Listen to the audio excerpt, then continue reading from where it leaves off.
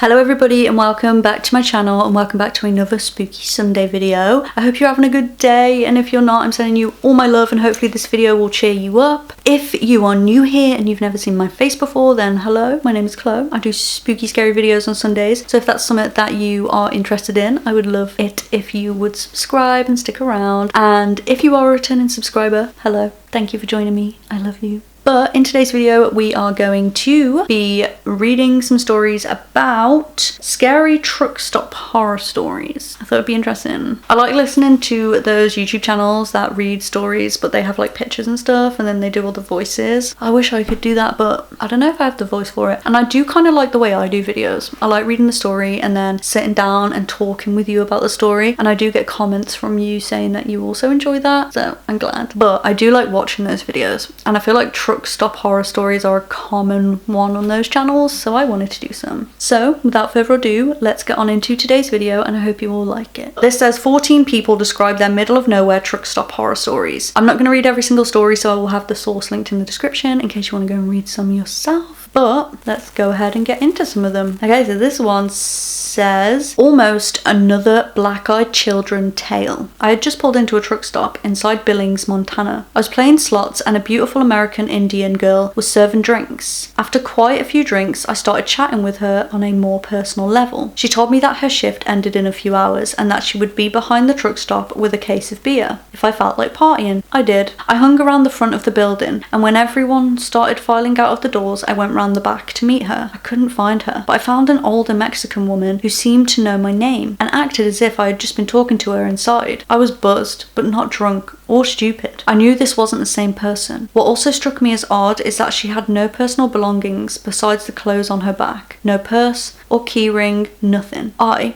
starting to feel a little tripped out because of this, began to act like I didn't know her and didn't want anything to do with her. She became cold and stopped trying to talk to me. Okay, well that was freaking weird. I walk all the way back to my truck and climb into the back, change into my sleepwear and laid on the bunk to read a book. Only a few minutes into the book, I hear 3 loud bangs on the side of my sleeper. I'm talking, "Holy crap, your truck's on fire, you have to get out now," loud. I opened the curtains and rolled down the window and saw that young American Indian woman I had been speaking with was standing next to my truck. I immediately picked up something was wrong about her. It wasn't her lack of speech, odd, disheveled look, or rigid body movements. It was her eyes that got me. Solid black.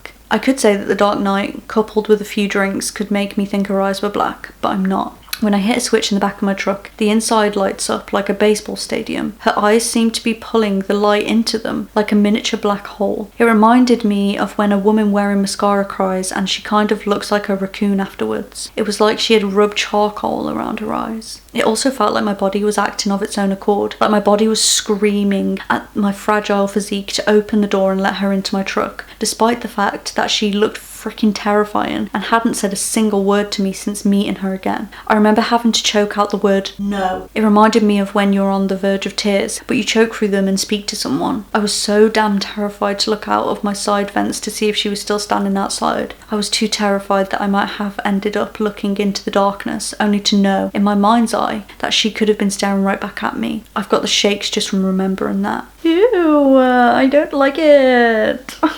I've heard so many things about the black-eyed children, and I think I've spoke about them on my channel before. I still don't fully understand the story. I feel like I'm gonna have to do some research into the black-eyed children so that I can understand these stories a lot better, because I feel like I don't know enough about them. But that was like nightmare fuel and could probably be a good movie, not gonna lie. I feel like you could make that into a movie, and maybe the woman could be like a main character. Maybe she kidnaps people that are going to truck stops, and then this person could be the main person that gets away. My mind is running with ideas. I feel like it could be a really interesting movie. Let me know what you think. Would you watch it? I'd watch it. This one says, not everyone at the truck stop is sleeping. Given the nature of their work, truck drivers can be pretty unhealthy and will sometimes die in their sleep at rest stops. The sad and gross thing is that they can go unnoticed for a decent amount of time. Okay, so that was a short one. Do you know what it reminded me of? You know when you have you ever You know when you have those friends or friend that tells you a fact that you just didn't want to know? It's just a really sad fact or a scary fact or gruesome, and they say it and you look at them and you're like,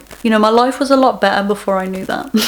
And I feel like that story reminds me of that. I feel like I've just been told a fact that I just didn't need to know because it's really sad. And I didn't know that truck drivers die in their sleep at truck stops. Like, that's so sad. I don't like that.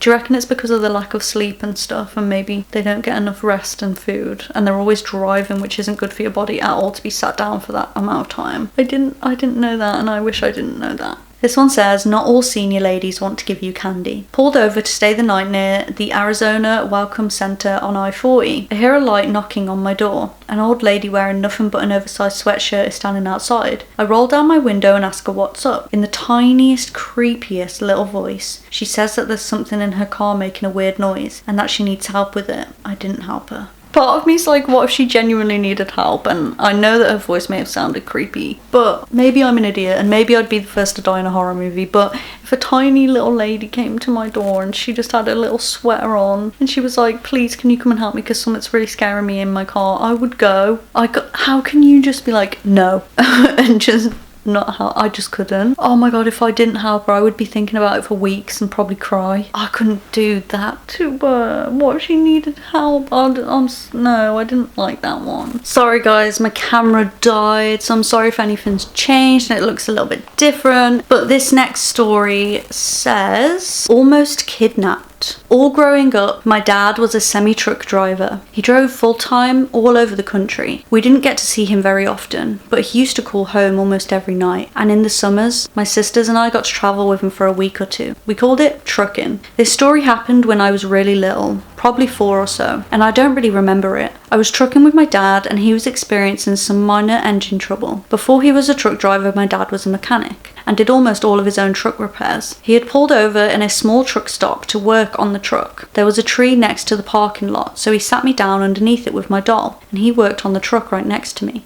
It was really hot, and while he was laying underneath the hot truck, my dad blacked out. Who knows how long he was out. He was having a heat stroke. He finally came to with a splitting headache. He looked over to the tree to check on me, and I was still just sitting there playing with my doll. But there was a guy creeping up behind me, reaching out to grab me. I don't know how, but with the little energy my dad had left, he jumped out from under the truck, yelling and swinging whatever tool he had nearby. The guy ran off and my dad collapsed. A lady working inside the truck stop saw the whole thing and came running out. She got me and my dad inside and took care of me while he cooled down. I don't know what would have happened if my dad hadn't have woken up when he did. That's what I was gonna say. I was gonna say, imagine if he didn't wake up when he did. That is so bad. Ew, I wonder how long that man must have been there just watching her, waiting for the right moment to like kidnap her. And can you imagine if he succeeded and then the dad woke up and she was gone?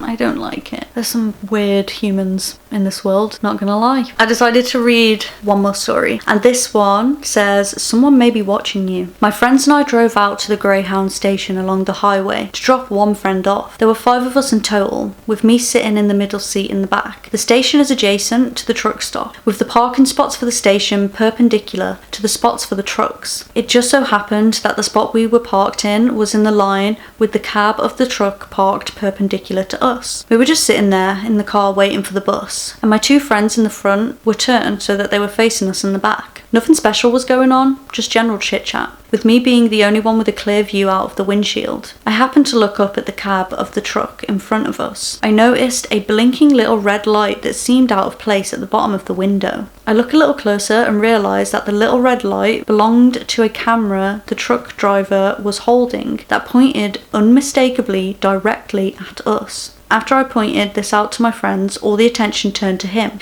The camera and the creeper holding it quickly disappeared from sight. Needless to say, we also disappeared from sight, moving to a space as far away from the truck parking spots as possible. Not the worst thing that could have happened, but definitely creepy. I just don't understand what he was wanting to get out of filming us. I mean, we were just sitting in a car chatting. I just don't get it. Why? I don't get it either. I don't understand why he was filming you. At first I was going to say maybe it's a dash cam, because in my brain when I was reading that I was imagining the camera being in the truck. But then obviously as we read along, they mention that the guy was holding the camera, which is just weird. I don't understand why he was holding the camera. Honestly, if he was a weirdo, he probably didn't care that you weren't doing anything, and he probably would have just got off the fact that he'd filmed you without your consent. Probably that was thrilling for him. I don't know, fucking weird, to be honest. But I'm glad you're okay, and I'm glad you moved spots. Weird people in this world. But that is all the stories I have for you today. day. I hope you liked the video. If you did, please remember to smash a massive thumbs up and remember to subscribe.